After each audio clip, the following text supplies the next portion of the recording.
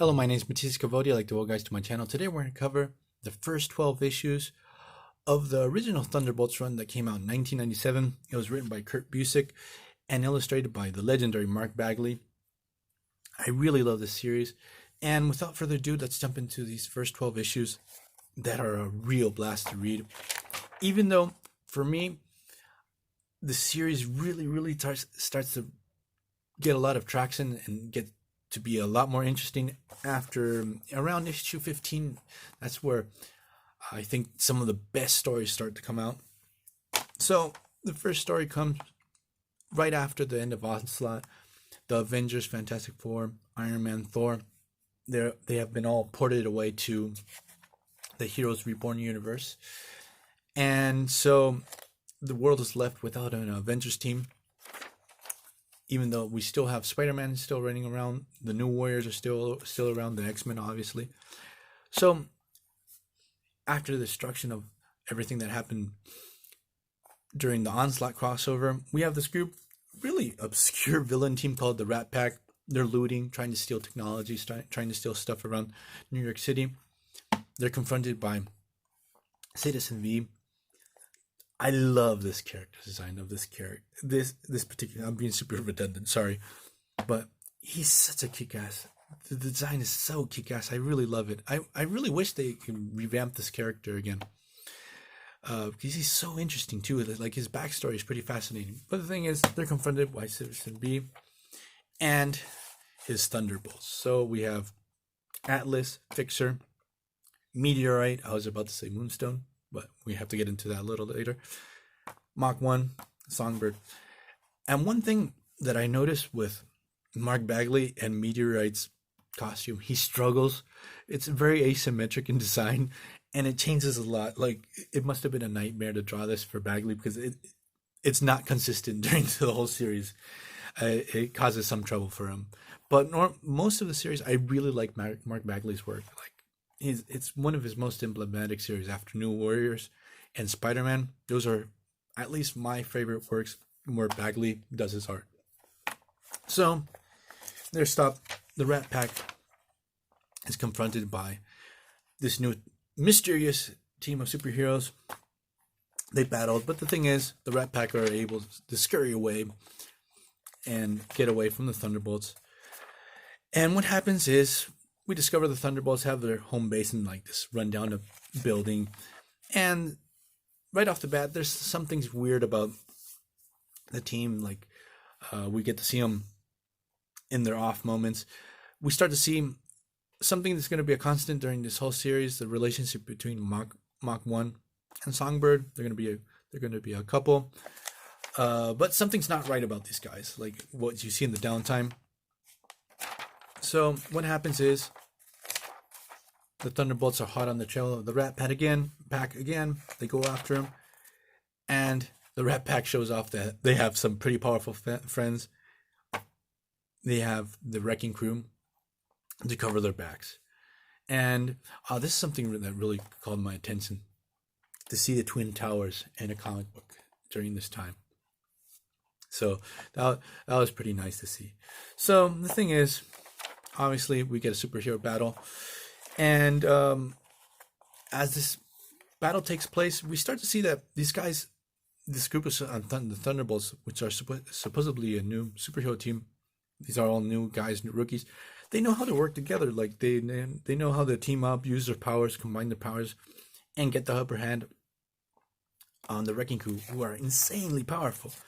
So the thing is, what I have to stop saying the thing is, that's such a pain in the butt. So because I do these videos just to practice my English and share my love for comic books, but I have to start saying the thing is, we get to see the New Warriors. Like, it's a real shame that during the whole Thunderbolts run, we don't get the Thunderbolts teaming up with the New Warriors. That would have been, or battling the New Warriors. That would have been super awesome. But we have the New Warriors saying, hey, it's great to have a new team in town. Spider-Man, everyone's happy. The Thunderbolts go back to the base, and spoiler alerts, the big reveal is that the Thunderbolts are actually the old masters of the evil team. Citizen V is Baron Zemo. Fixer is Fixer. Now, I can't remember the name as a villain. I can't remember the original name, but Mach 1 is the Beetle. Songbird is Screaming Mimi. Atlas is Goliath, or used Power Man. Meteorite is Moonstone. So that big reveal was totally awesome. Because the thing is, the big plan is to become, act like superheroes, and be able to take over the world. Let everyone's guard down, and when they do, people let their guard down. They attack as villains. They're going to steal all this technology, and Zemo has this crazy plan. Obviously, because every one of Baron Zemo's plans are super, super convoluted. But I'm getting ahead of myself. In the second issue, we have the team battling against the Mad Thinker, and this is a really weird story. Like, the city of New York builds this memorial for the fallen heroes after the Battle of Onslaught. We have Franklin Richards. Mad Thinker tries to kidnap Franklin Richards, and since the Thunderbolts save the day, the mayor of New York gives him the Baxter Building and the Fantastic Four's old headquarters. And obviously, Citizen V is divided. Zemo is like, can't believe the potential that it has. He has, with all of Reed Richards' old tech here, and with the Fixer, they're going to be able to steal all kinds of stuff from this place. So that's what we get in the second issue. In the third issue, we sort of get presented. Here they changed the logo. It's not Fantastic Four anymore. With their arch enemies, the new Masters of Evil, and the Thunderbolts sweep in to give Black Widow a hand. Like, Black Widow is one of the few heroes that didn't get teleported to the Heroes Reborn universe. So we have the Claw, Tiger Shark. I love, like, this Masters of Evil team. I really love Tiger Shark, Flying Tiger, Man Killer. I have to make a video about this character. He's so politically incorrect nowadays. Like, Marvel should make a Man Killer mini-series about. So the thing is, what happens? The Thunderbolts sweep in, give Black Widow a hand, but the new Crimson Cowl pops up and rescues her team and saves them from the Thunderbolts. So Black Widow's like sort of pissed off. He's like, man, I could have handled these guys. Why did you do that? They got away. And she sort of tells the teams, like, I'm going to keep an eye on you guys. Something's fishy about you guys and the way you carry yourselves. So as the story goes on, the Thunderbolts are able to track the new Masters of Evil that are trying to go through with this arms deal, selling super technological weapons. They jump in and try to stop this sale of weapons, and they're able to stop the Masters of Evil. There's a lot of action in this particular issue, and at the end of the issue, we have Black Widow. It's like she's keeping a real close eye on this. She knows something's wrong with this team. Something's up. Then we get Marvel Team Up number 7. That I guess it would go in this chronological order. And the only thing I have to tell you, because we have the Thunderbolts teaming up with Spider-Man against the Enclave, like this really obscure villain team, responsible for the creation of Adam Warlock. But the art is just really half-assed, even though it's I think it was illustrated by Sal Buscema. Yeah, the art is really half-assed. Like, it's not Buscema's best work. It feels really phoned in. And the story is just pretty much. It's just to set up that Spider-Man and the Thunderbolts know each other. Then in issue number 4, we get the introduction of a new team member. Her name is Jolt. She was kidnapped by the Rat Pack. She was experimented by Aaron Zemo. She joins the team. She's a pretty interesting character. Like, she's a Jubilee on steroids. But in a good way. Like, I really like her. I like her power set. Her bioelectric powers is super agile. She does a lot of the exposition the team needs. Like, when she sees a character, she knows everything. Like, she's a superhero nerd. So she tells the team what they need to know, how to resolve the problem. So, but not in an annoying way. And Jolt is going to have an interesting relationship with Moonstone. She's going to sort of become her mentor. and try to make. She's going to lead to Moonstone not being so evil. Like Moonstone's like very Emma Frost, like White Queen. She always has her own interests and her own secret agenda.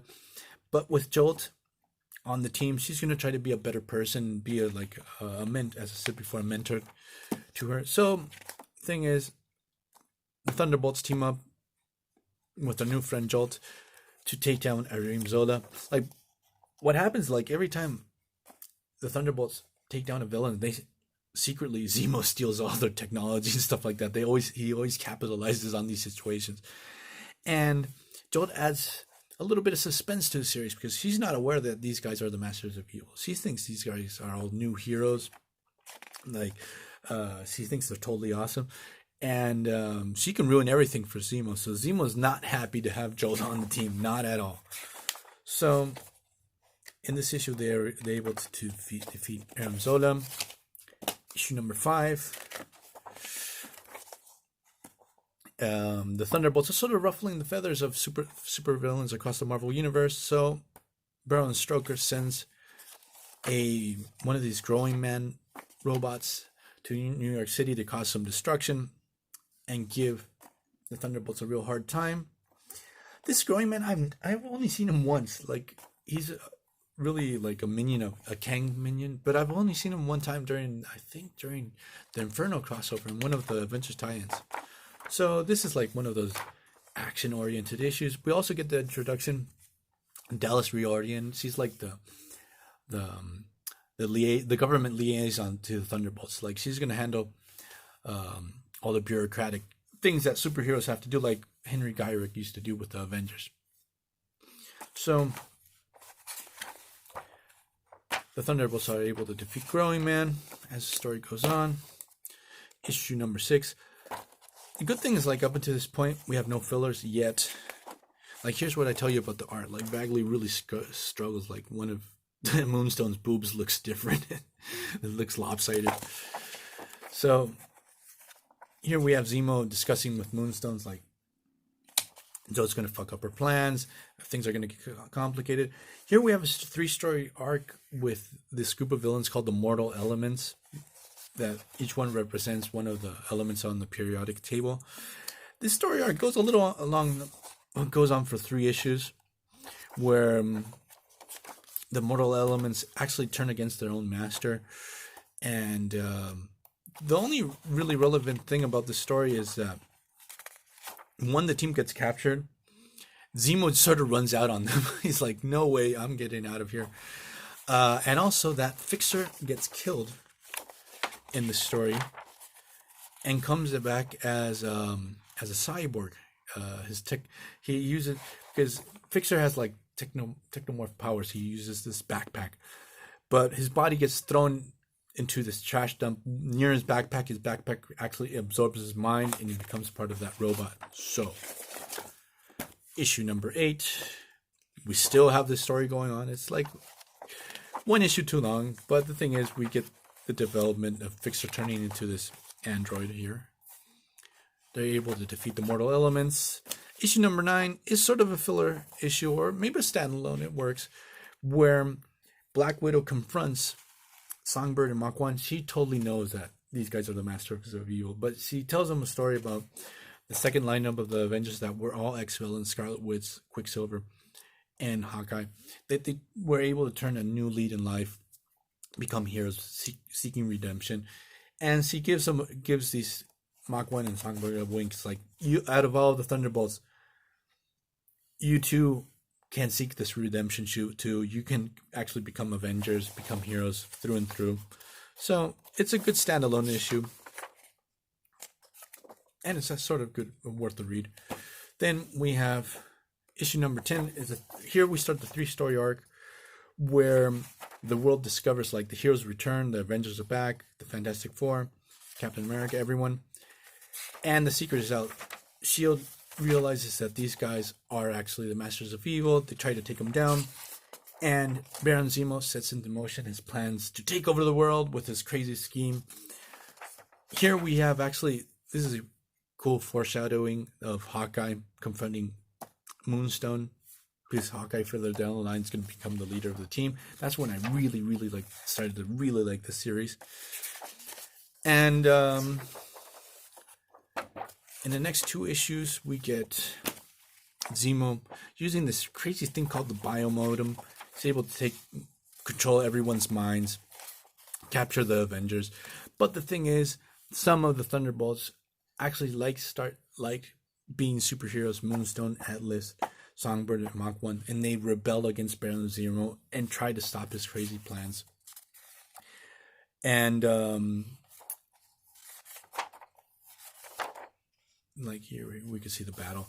Jolt joins the good Thunderbolts, and basically we're gonna end these 12 issues.